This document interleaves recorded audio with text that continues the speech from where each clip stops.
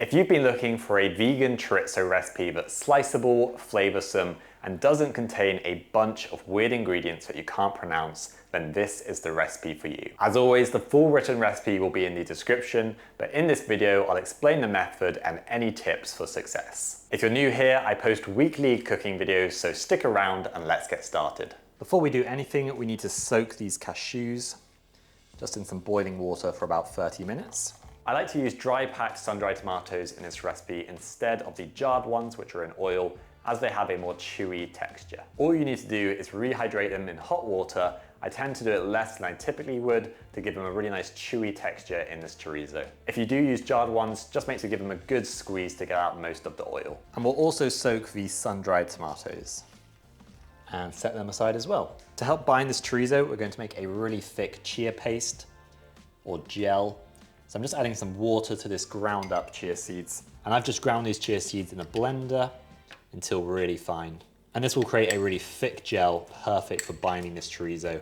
And it's also really nice and healthy. This will smell quite odd at this point, but all the other flavors are going to mask the chia seeds, so don't worry about that. And you can just set that aside for now. To start off, we're going to crumble the extra firm tofu into a large bowl.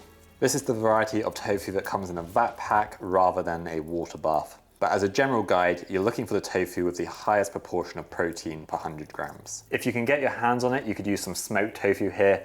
That would be really nice. But we will be adding lots of smoked paprika to this recipe, so it's not essential. We're then going to add in some tomato puree, then ground almonds as they have a high fat content, perfect for chorizo. Tapioca starch is made from the root of the cassava plant and it has very little flavor, but it acts as the binder for this chorizo. It gives it a slight chew and it helps it hold up when cooked in liquid. If you don't want to use it, you can use another starch such as corn flour or just regular flour. It just won't have quite the same texture. We're going to be really generous with the spices, starting with some smoked paprika. I'm adding both sweet and smoked paprika to get a really nice depth of flavor in there. Then ground coriander for nice sort of lemoniness. Cumin for that sort of floral and earthy nice sweetness there. And then we're doing granulated garlic and granulated onion. Also going with a good fresh grating of black pepper. Instead of just using salt, I'm going to add some dark soy sauce, which will add a nice umami note as well. Also a teaspoon of sherry vinegar or red wine vinegar, just to help bring out all the other flavors. Plus some olive oil, as chorizo is typically a very sort of fatty sausage. Toasting the oats is an optional step, but it takes them from being sort of spongy and soft to more sort of nutty and chewy, which is really nice in this chorizo. So just toast these oats in a dry pan for a few minutes. It won't take long and you'll have lovely toasted and nutty oats, just a few minutes. You can grind these in a blender or you can just use a pestle and mortar like me. Doesn't take any time at all really. In goes our chia gel. This is going to be really, really thick.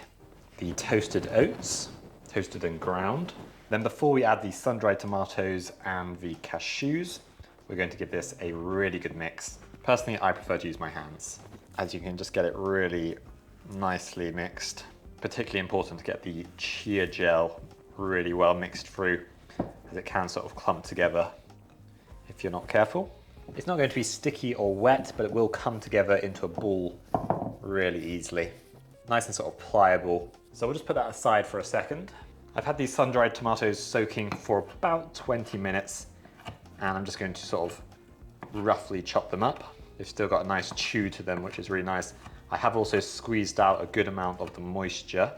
The cashews have softened now, and we're just going to finely chop them. These will add a nice bit of texture and also some healthy fats to the chorizo. Almost like little white bits of fat that you would get in real chorizo.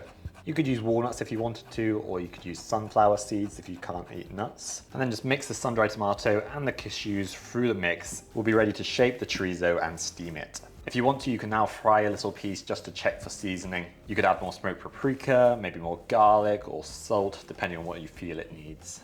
I'm just going to divide this into 3 as we're going to make 3 chorizo sausages. Then to shape it, we're going to simply roll it into a sausage shape. Make sure it's really nicely compacted. Then once you're happy with the shape, we'll just roll it in the grease-proof paper.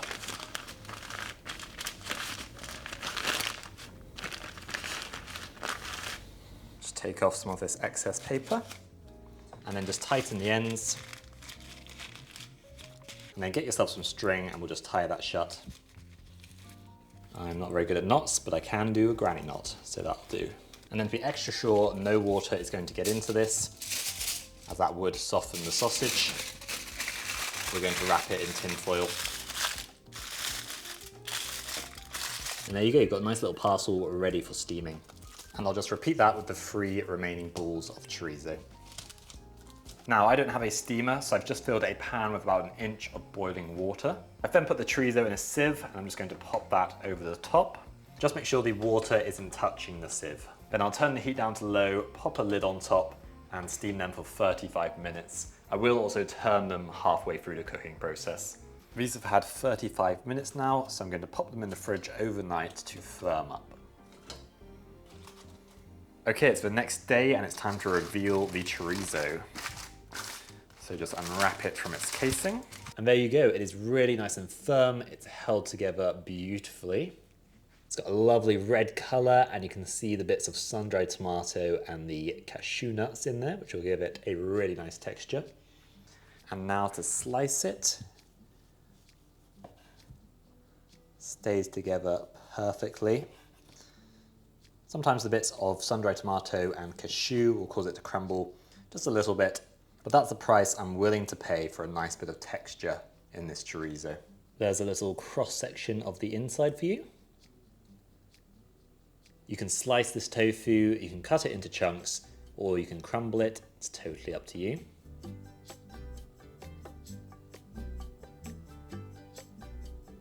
One way I enjoy to cook this chorizo is to cut it into slices and then just fry it in some olive oil until beautifully golden and crispy. As you can see, it's holding together really nicely.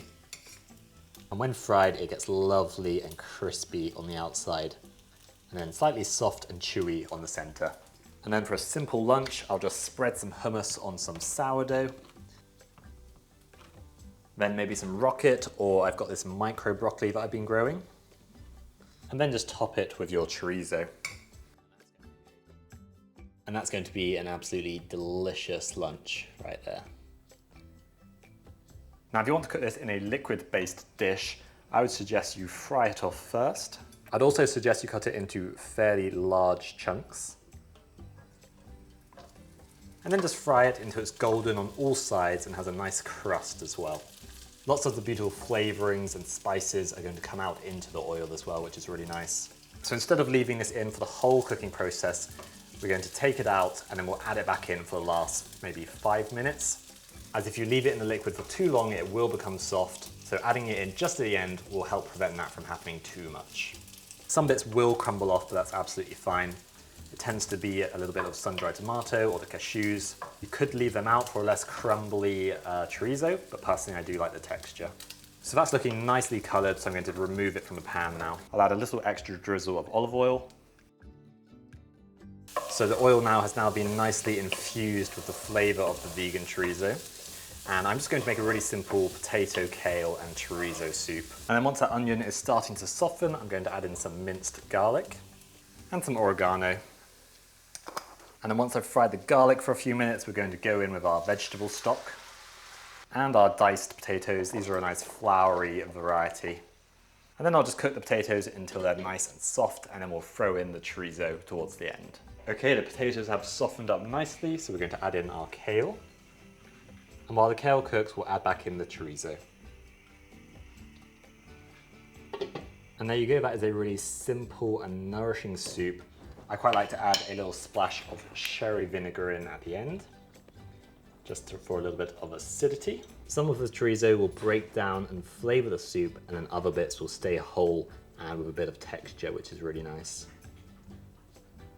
So definitely add in your chorizo towards the end of the cooking so that you do have some bits staying whole. If you did want it to stay completely solid, then you might have to use something like Vital Wheat gluten.